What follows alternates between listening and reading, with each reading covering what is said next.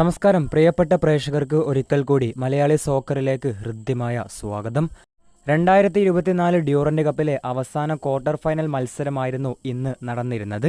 ഏതായാലും കേരള ബ്ലാസ്റ്റേഴ്സും ബംഗളൂരു എഫ്.സിയും തമ്മിലുള്ള മത്സരം അവസാനിച്ചിരിക്കുകയാണ്. ആദ്യ പകുതിയിൽ കേരള ബ്ലാസ്റ്റേഴ്സിനെ സംബന്ധിച്ചിടത്തോളവും ബംഗളൂരു എഫ്.സിയെ സംബന്ധിച്ചിടത്തോളവും ഗോളുകളൊന്നും തന്നെ കണ്ടെത്താൻ കഴിഞ്ഞിരുന്നില്ല.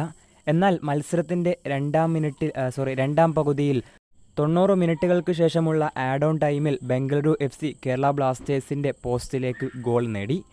ഇതോടുകൂടെ ഇത്തവണത്തെ ഡ്യൂറന്റ് കപ്പിൽ നിന്നും കേരള ബ്ലാസ്റ്റേഴ്സ് പുറത്താവുകയും ചെയ്തിരിക്കുകയാണ്. ഏതായാലും കേരള ബ്ലാസ്റ്റേഴ്സിനെ സംബന്ധിച്ചിടത്തോളം ഇന്നത്തെ മത്സരത്തിൻ്റെ തുടക്ക നിമിഷത്തിൽ തന്നെ സബ് ചെയ്യേണ്ടി വന്നിരുന്നു. അതായത് സോംകുമാർ എന്ന് പറയുന്ന ബ്ലാസ്റ്റേഴ്സ് ഗോൾ കീപ്പർക്ക് പരിക്ക് പറ്റുകയും തുടർന്ന് കളിക്കളത്തിലേക്ക് സച്ചിൻ സുരേഷിനെ കടത്തി വിടേണ്ടി വരികയും ചെയ്തിട്ടുണ്ടായിരുന്നു. അതായത് സബ് ചെയ്യേണ്ടി വരികയും ചെയ്തിട്ടുണ്ടായിരുന്നു. ഏതായാലും ഓർഹെ പെരേര ഡയസിൻ നേടിയ ഏക ഗോളിന് ബംഗളൂരു എഫ്.സി സെമിയിലേക്ക് യോഗ്യത നേടിയിരിക്കുന്നു.